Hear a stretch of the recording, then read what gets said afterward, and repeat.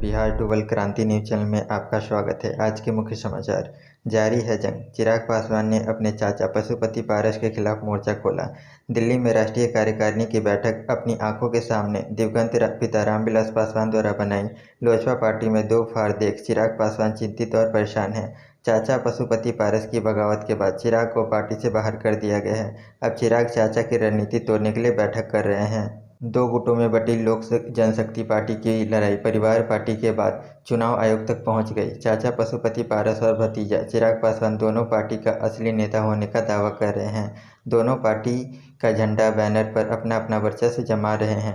वहीं चिराग पासवान के गुट की दिल्ली में रविवार को 11 बजे राष्ट्रीय कार्यकारिणी की बैठक बुलाई गई है। इससे पहले शनिवार को चिराग पासवान लोकसभा अध्यक्ष ओम बिरला से मिलकर अपना पक्ष रखें।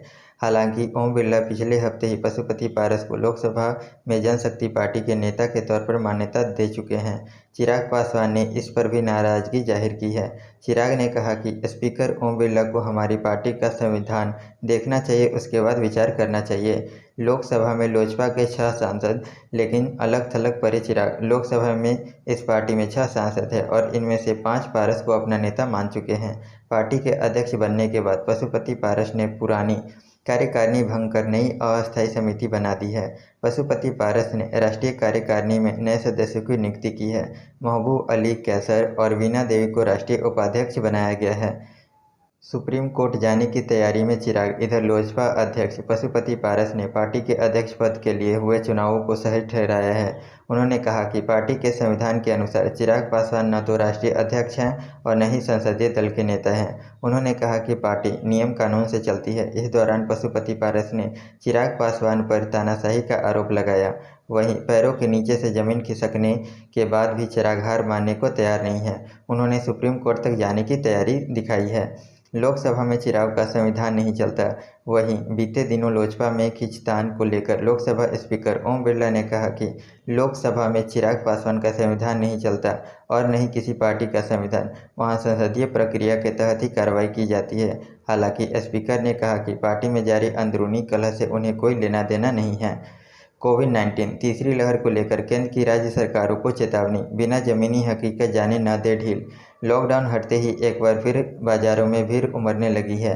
कोरोना नियमों की धज्जियां उड़ते देख केंद्र सरकार ने राज्यों को पाबंदियों ढील देते वक्त बेहद सतर्क रहने की चेतावनी दी है।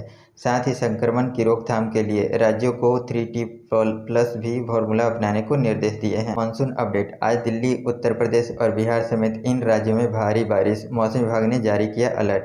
देश के अधिकांश हिस्सों में इन दिनों दक्षिण पश्चिम मानसून पहुंच चुका है।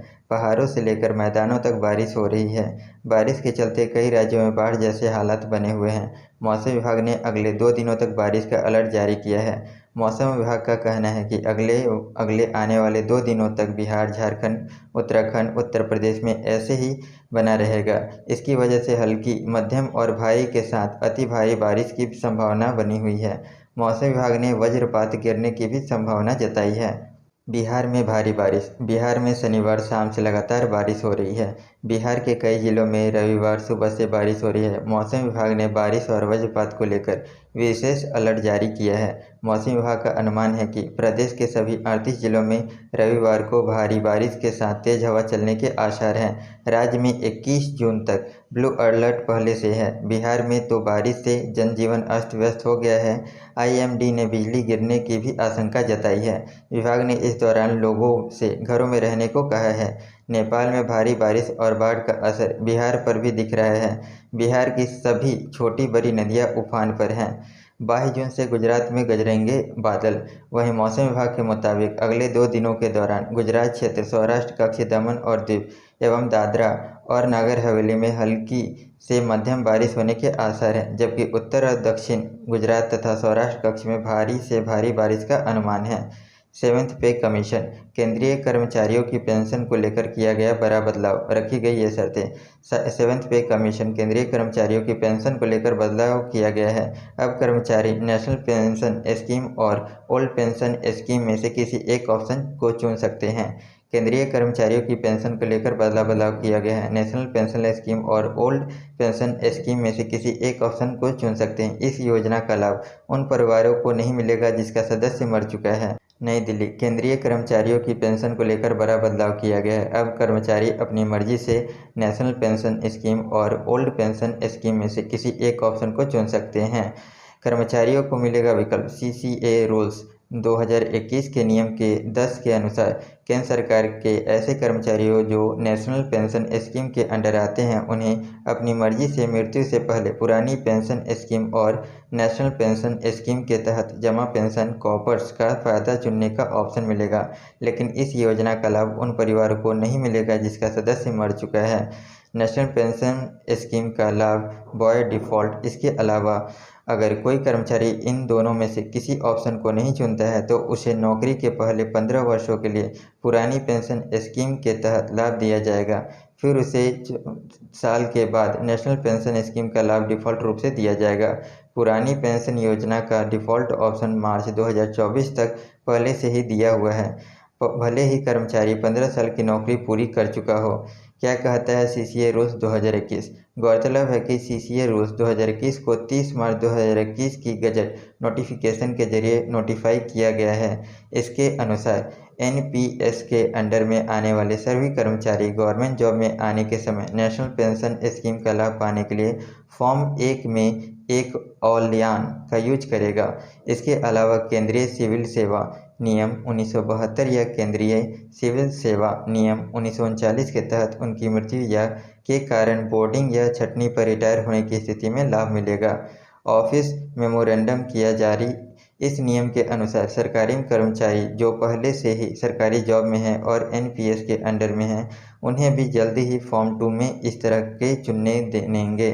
Director general of health service की ओर से 9 जून को एक ऑफिस मेमोरेंडम जारी किया गया जिसके अनुसार जो कर्मचारी पहले से ही सरकारी नौकरी में हैं और एनपीएस के तहत कवर्ड हैं उन्हें भी फॉर्म 2 में परिवार की डिटेल जानकारी देनी होगी।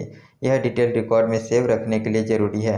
Director general of health service ने सभी को 11 जून तक इस संबंध में अपना ऑप्शन संबंधी डिवीजन में बताने के लिए कहा है। परिवार को मिलेंगे ये लाभ। सीसीएस नियम 1972 के तहत पारिवारिक पेंशन सरकारी कर्मचारी द्वारा चुने गए ऑप्शन के अनुसार यह डिफ़ॉल्ट ऑप्शन है तो परिवार को एनपीएस के तहत उसकी एक्यूमुलेटेड पेंशन वेल्थ से लाभ मिलेगा जिसके तहत death, gratuity, leave in encashment, सीजीईजी, आईएएस से लाभ, सीजीएचएस की सुविधाएं और केंद्र सरकार के कर्मचारियों को 7वें वेतन आयोग की सिफारिशों के मुताबिक सैलरी का भुगतान शामिल है।